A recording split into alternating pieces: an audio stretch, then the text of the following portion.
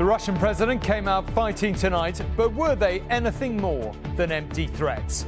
Vladimir Putin insisted the leaders of the coup would be punished, and he told Wagner fighters to join the regular army or go into exile in Belarus. Any ransom, any attempts to organise internal unrest are doomed to fail. Emma Rohit and Robert Moore in Washington will try to make sense of the bewildering events of the last few days. In short, is this the beginning of the end for the Russian autocrat? Also on News at 10. Welcome to El Salvador's most notorious prison, where thousands of gang members and many who are probably innocent have been rounded up in one of the most startling and indiscriminate crime crackdowns of the modern era. Dan has an exclusive report. The Met Police admits again it made mistakes over the racist murder of Stephen Lawrence after the gang leader was named. Prince William's bold new initiative to try and eradicate homelessness, and the world's oldest tattoo artist, who is 106 years old. It's a spiritual, almost mythical aura to Wang Od. Perhaps that's what her father saw in her when she was just a teenager 90 years ago.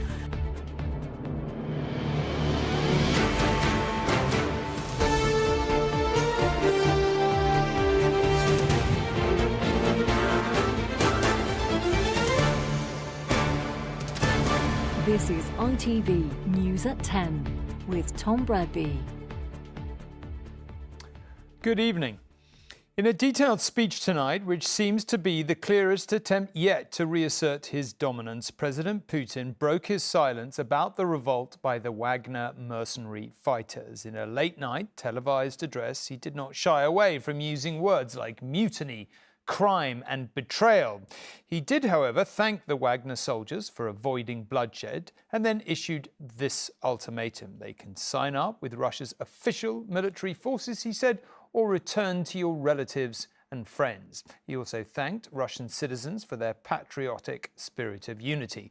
One name, though, was missing from the speech, that of the Wagner commander, Yevgeny Prigozhin.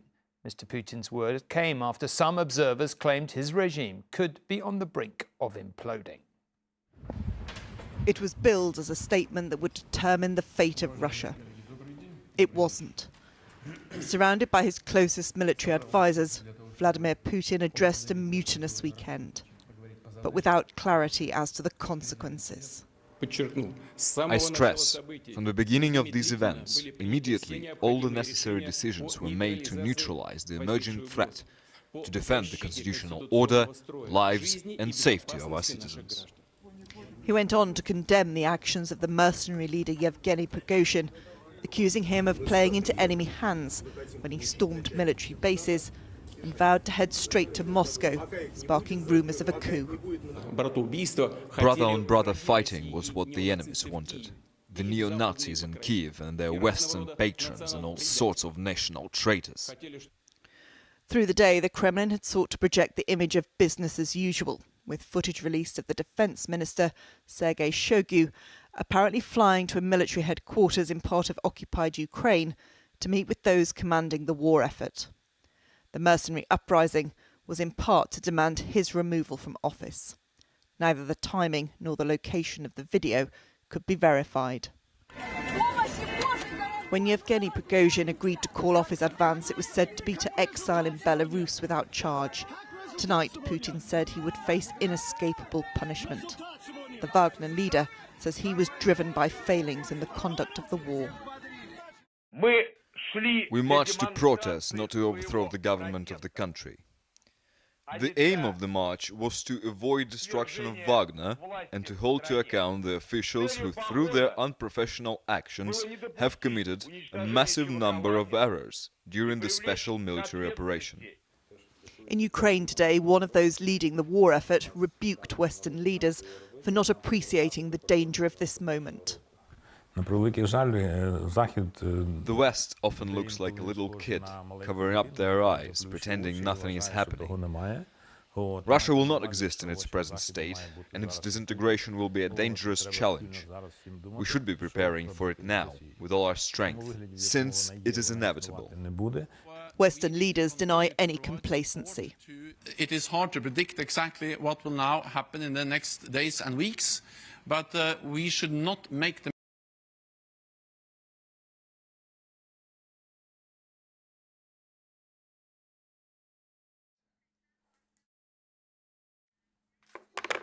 So the fallout continues from the strange and convulsive events of what one commentator called Russia's wild weekend. That's putting it mildly. A lot remains not just unexplained but unresolved, and few are better equipped to give us the benefit of their analysis than Rohit, who has been deeply engaged with what's been happening in Ukraine and Russia from day one of the conflict, and of course has often been on the Ukrainian front line.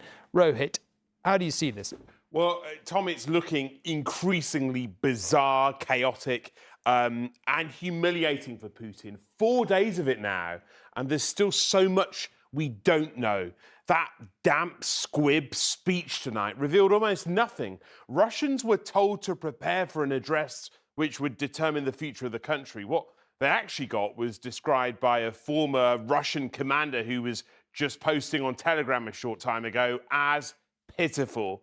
It's possible that almost everything Putin and Prigozhin have said over the last few days has been a complete fabrication. But from the stew of lies and egos and grudges of mafioso allies turned enemies, there are three clear conclusions we can make which confirm that Putin is so badly damaged. Most importantly, the myth of unchallenged support was shattered by images like this one. Those Wagner troops being welcomed in towns like Rostov will chip away at the image Putin projects of his own popularity.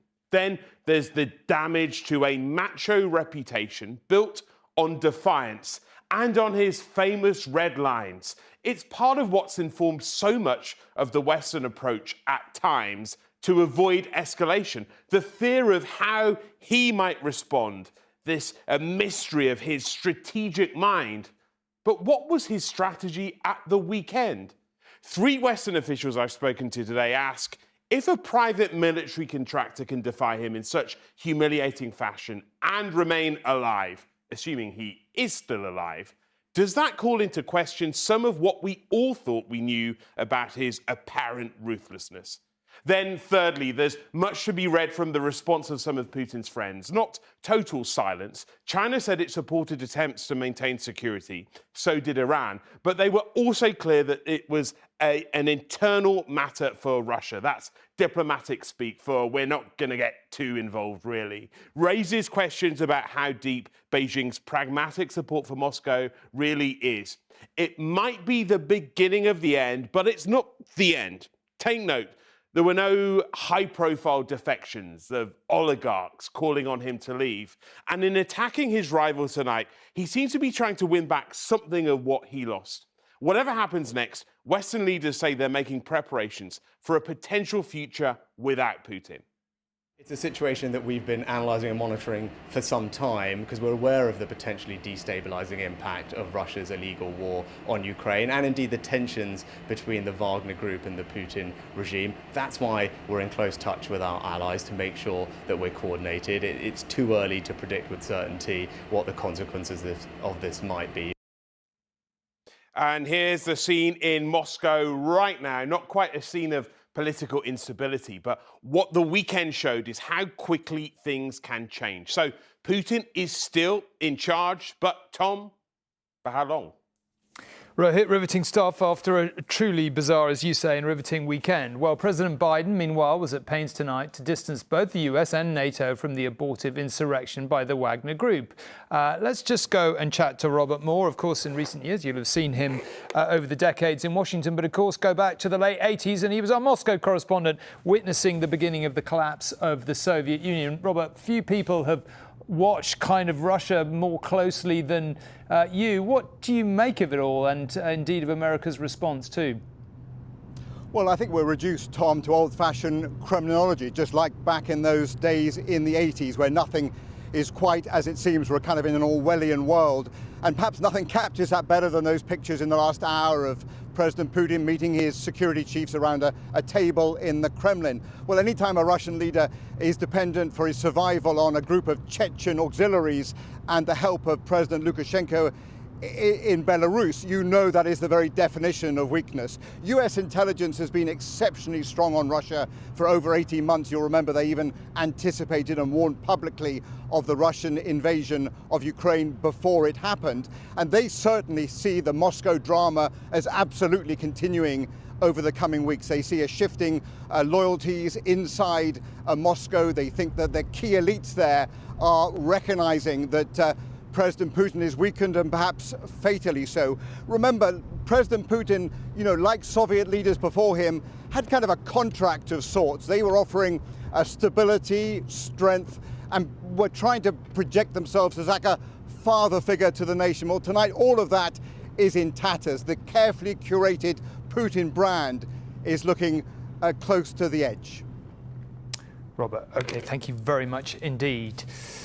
And I spoke with our Europe editor, James Mates, also a former Moscow correspondent from that area, at length about where all this leaves Putin and the West. You can hear our discussion as part of our What You Need to Know podcast, wherever you usually get yours. And I would really urge you to listen to that. I found it a fascinating and involved chat.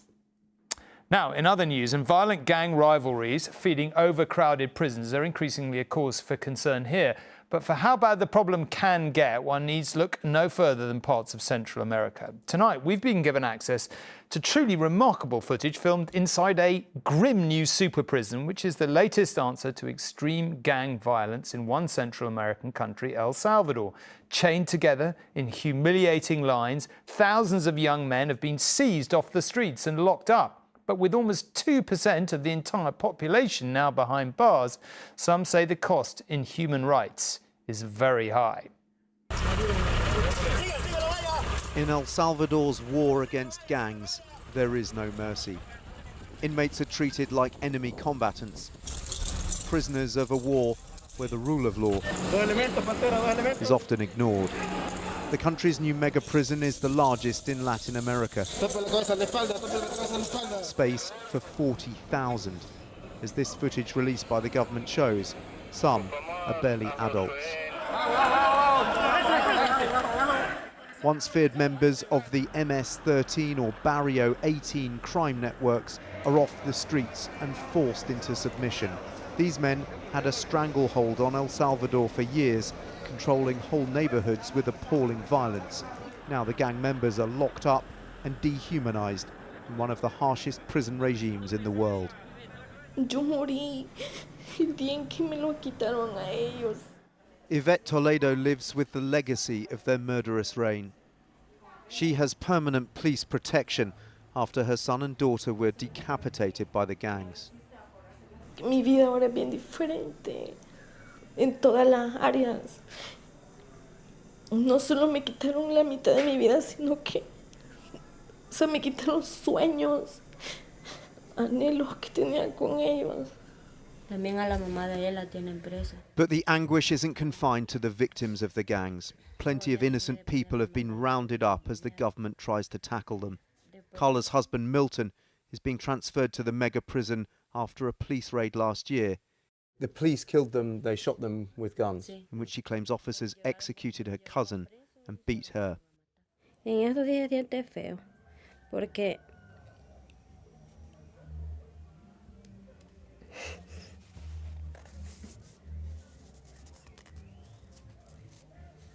teníamos las casitas humildes, pero vivíamos bien.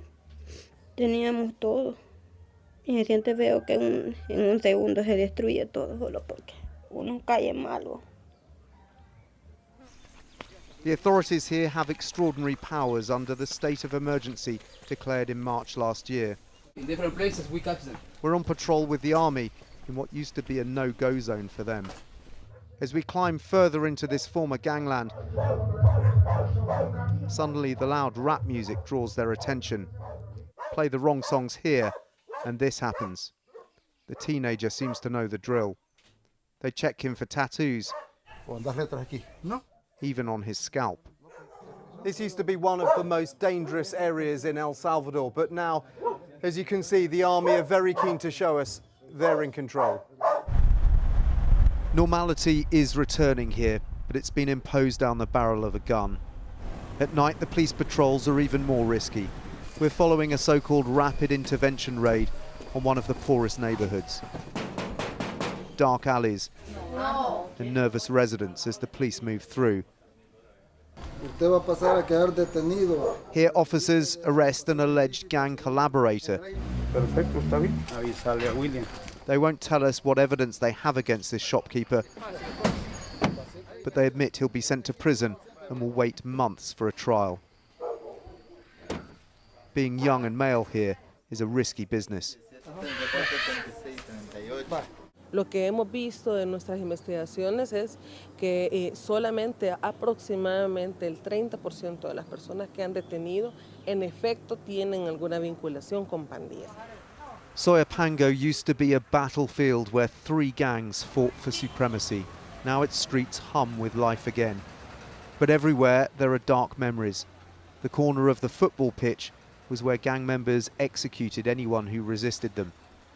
Producto de que el muchacho era de una zona rival, de Mao Mao. Ellen Nielsen remembers the bad days. During a match, he saw gang members killing a 16-year-old player in front of hundreds of spectators. Le dispararon un cartucho, un cargador completo, y luego el tipo sacó el cargador y le metió otro y le volvió a disparar. Le dejó ir como cerca de 20 disparos. They tried to create a parallel state. El Salvador's security minister likens the gangs to terrorists, insisting the crackdown was necessary to rebuild society. And of course, you can see the people on our street with hope. But what about the claims that innocent people have been arrested as well? Tell me which police of whatever country that you choose is only capture guilty people. The government's not just locking up living gang members, but also expunging all trace of those who've died. By destroying their graves, they are dismantling their legacy. The crackdown has brought peace, but at what cost?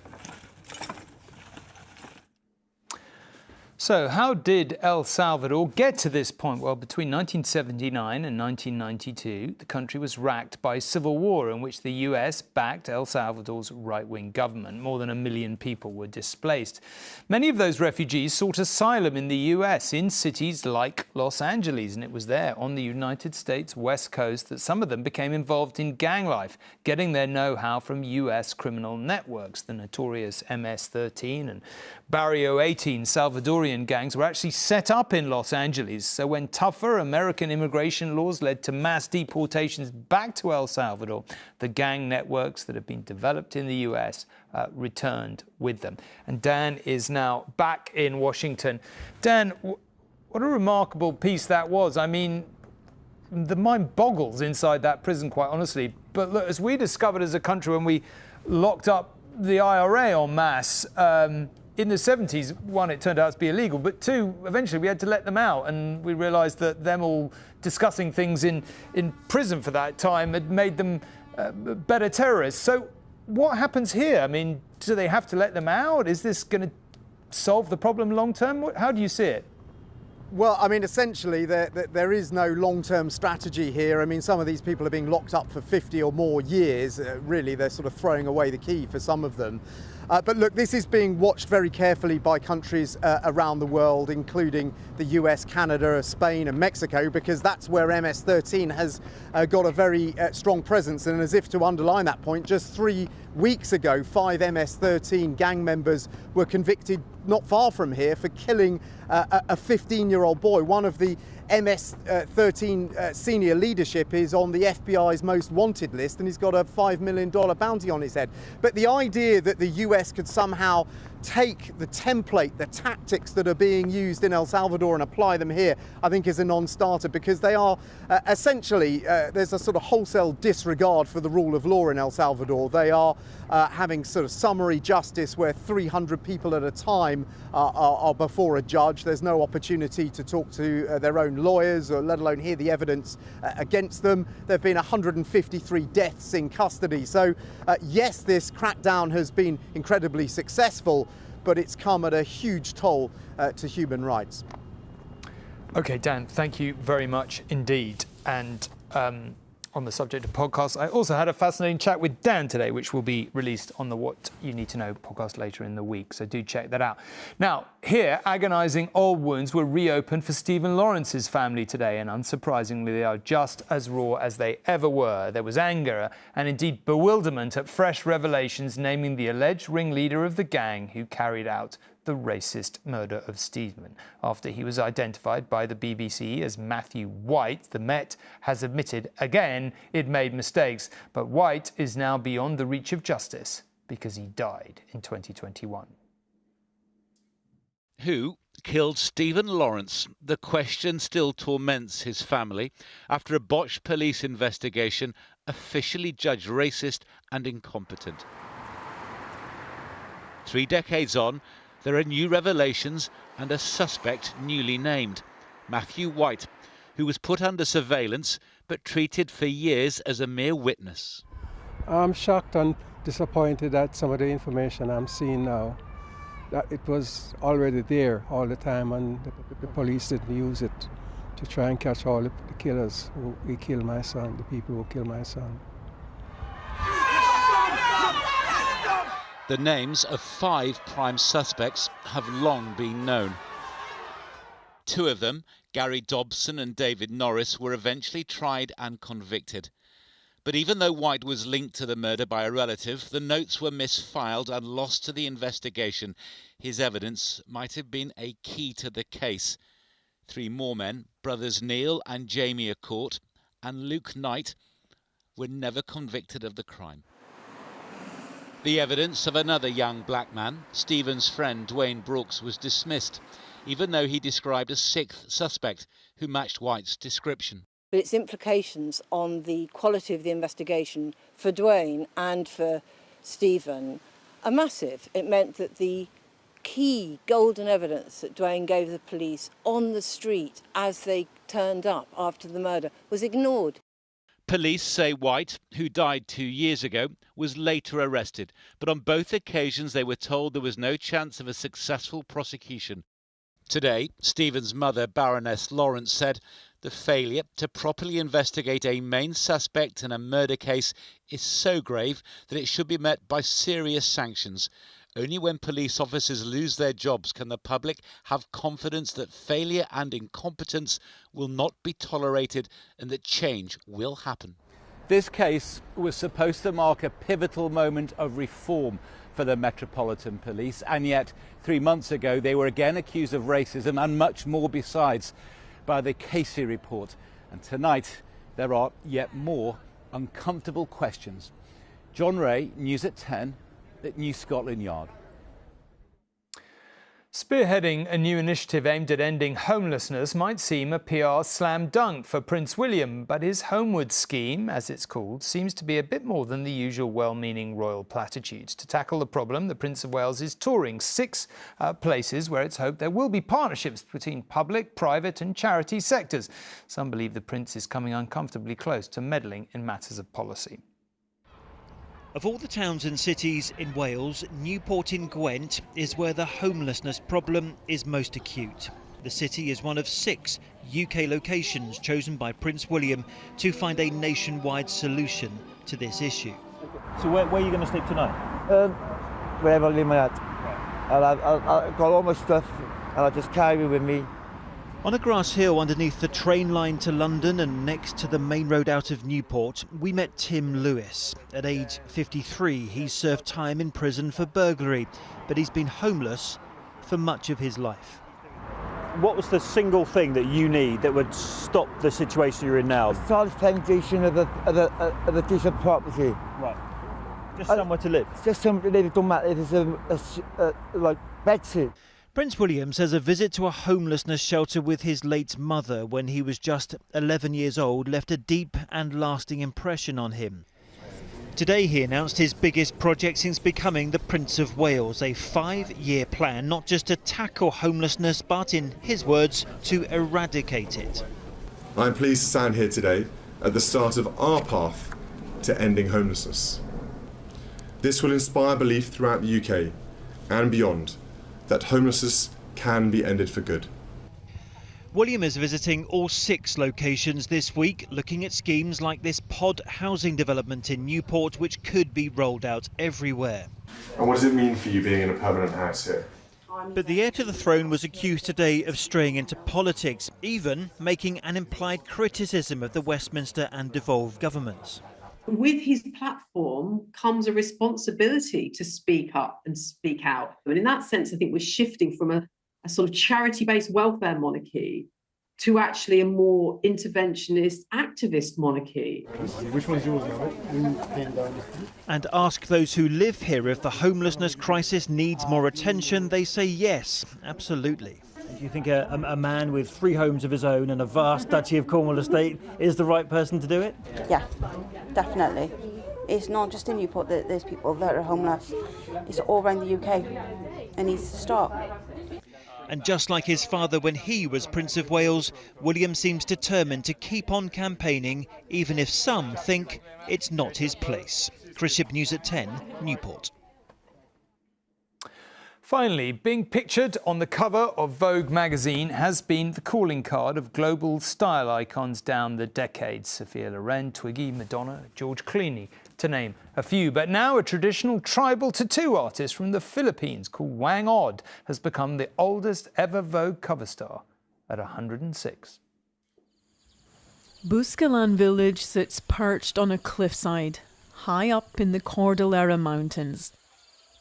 It is accessible only by foot and might have remained largely cut off from the rest of the world were it not for one remarkable resident. 106-year-old Wang Od is the last tribal tattooist of her generation in the Philippines and thought to be the world's oldest female tattoo artist.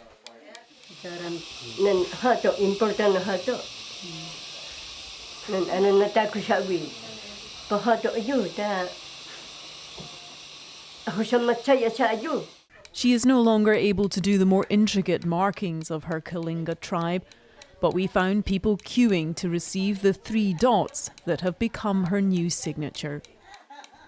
The dots represent Wang Od and the 2 grandnieces she has selected to be the next generation. Custom dictates that the art can only be passed down bloodlines. With Wang Od's eyesight failing, it is only Grace and Eliang who can now do the bigger pieces. They all have traditional meanings, but these days are mostly chosen for style preference, not significance.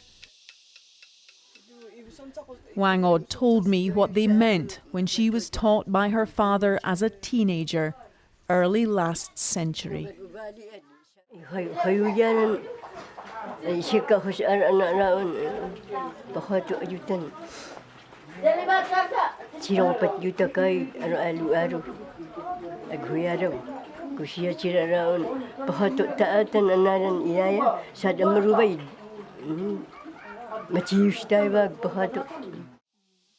We came to meet Wang Od after her April appearance in the famous fashion magazine Vogue. It has made her a global celebrity. All day, this corner of the village was filled with people from all over the world who have made a pilgrimage to get a tattoo from her. I told her she was probably the hardest working centenarian in the world. And